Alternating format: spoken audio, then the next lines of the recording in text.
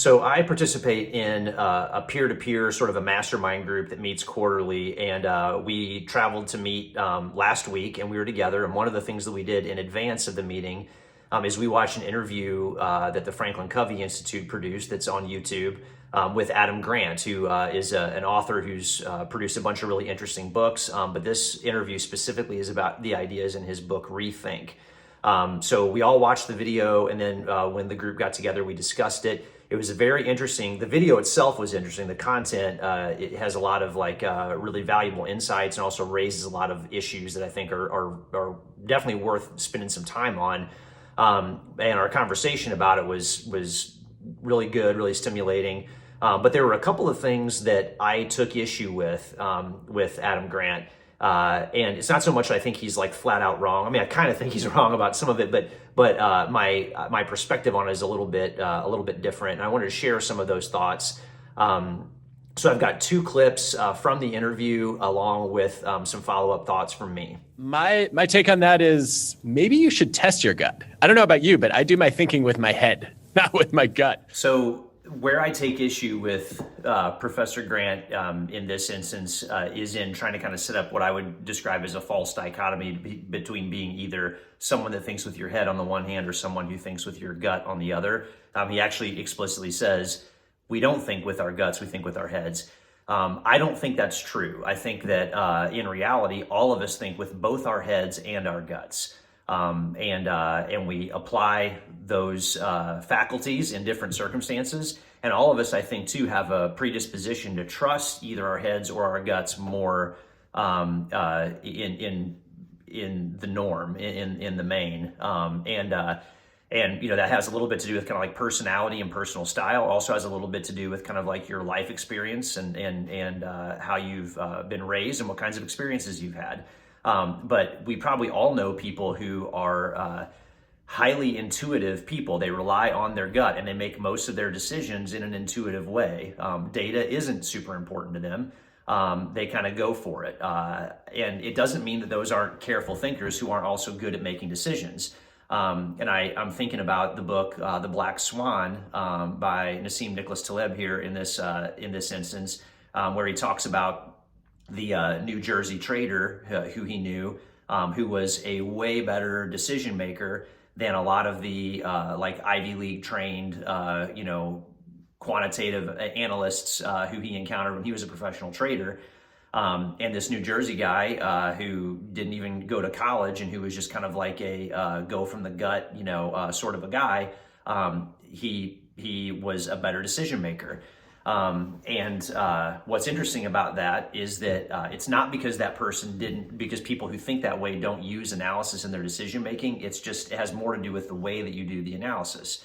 Then on the other hand, you have kind of more data driven, more highly analytical thinkers and decision makers who do really want all the information before they can feel comfortable making a decision. And all of us, it's kind of a truism, I think, that just because you have more information doesn't mean you're better at making a decision. If that was the case, we would view leadership in a very different way than we actually do, because it would just be more about getting all the information together. At some point, you have to assemble the information, analyze it, and then you do have to make a decision.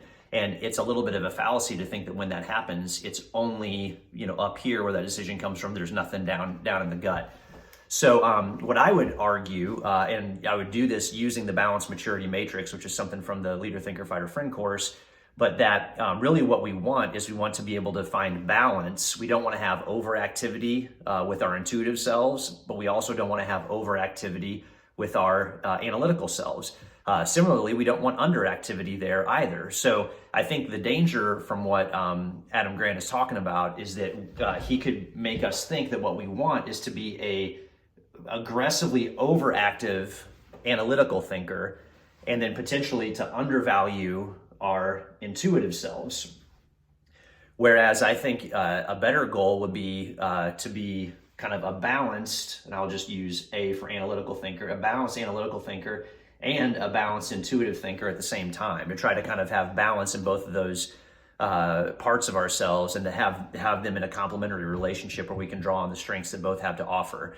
And also to not put ourselves in the position where we do believe in like separate distinctions, and to not understand the feedback loop that exists between analysis and intuition. So balance is more the key than trying to kind of like shut one of those internal voices up and only listen to the other one. The danger of intuition is that it's just subconscious pattern recognition. What you don't know is whether the patterns you've detected in the past subconsciously are relevant to the current situation you're in. And so you want to try to make those patterns conscious and then ask, okay, am I applying the right intuition? Or is my intuition relevant to the situation that I'm in? Subconscious pattern recognition is not the danger, that's the opportunity and the strength. And let me make the case for this like a CFO. If the CFO's job is, or highest job is wise resource allocation, think about the economy of your insides and how you get the most bang for your buck whenever it comes to using your own internal resources. If every decision that you make is one that requires you to pull the elements of the decision to the forefront of your mind and to think about them consciously, where you're kind of like, turning them over in your hands and thinking through them in detail. That takes a tremendous amount of energy, effort, and scarce resources that otherwise won't be able to use for other tasks. So again, I think part of what we want here is some balance, but also we want some tuning. We want maturity.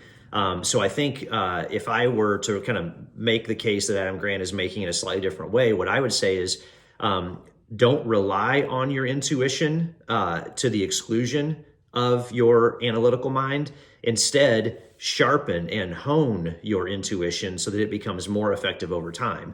Because part of what's really beneficial about your intuition is the ability for it to help you do the pattern recognition work so that you can kind of get into almost like a flow state where you can make good decisions with a low level of effort, because you have done the analytical work in the past, you've gone through the feedback process, and now you can, go through your day, go through all the things that are coming at you with less of a requirement to pay super close attention to minute details on every single question that you have to answer, every single problem that you have to solve. That's really, I think, part of what makes someone capable of high levels of productivity over time. And if you think about the idea of developing as a person and advancing in your career, part of what you're trying to accomplish is to become capable of higher levels of responsibility, of taking on more responsibility over time. So how can you continue to do that at scale if you're already kind of like responsible for a lot of stuff as it is? How do you become responsible for more things? Well, one way is to do it with by getting results through other people. Another way is to do it with systems and processes, which is similar to results through other people, but systems themselves can sometimes be the thing that produces the results. But the other thing too is for you yourself to be a more economical producer, to be able to get your output with less input. And one of the ways to do that is to take things that maybe in the past required really careful deliberation, but if you've gotten good at doing that careful deliberation and now you know how to have mental models, how to have, if you're familiar with the word heuristics, but kind of like maps that give you shortcuts to be able to make decisions. It's like a macro key on your keyboard. Then you become that much more effective, that much more useful. And the thing is too, your intuition in those cases becomes, in a lot of cases, more reliable than your analytical mind. Because if the intuitive part of yourself lets you realize like, we've been here before, we know what to do in this situation, we do this. And if you could trust your gut rather than analyzing the situation, sometimes analyzing the situation can make it hard for you to see how it is a repeating pattern. And therefore you might not be able to apply the lesson you've learned in the past because you can't see it. It's kind of that idea of not being able to see the forest for the trees. You look too hard and too closely and you miss the big thing. So again, that's not to beat up on this video too much, because I think Rethink is a really interesting book and the concepts are super helpful, but I think it's a mistake to devalue your intuitive mind and to put all your chips on the analytical mind's number. I think there's a relationship between the two that's really valuable, and what we want is growth, maturity, and balance. And I think that is the key to sharpening your ability to think effectively.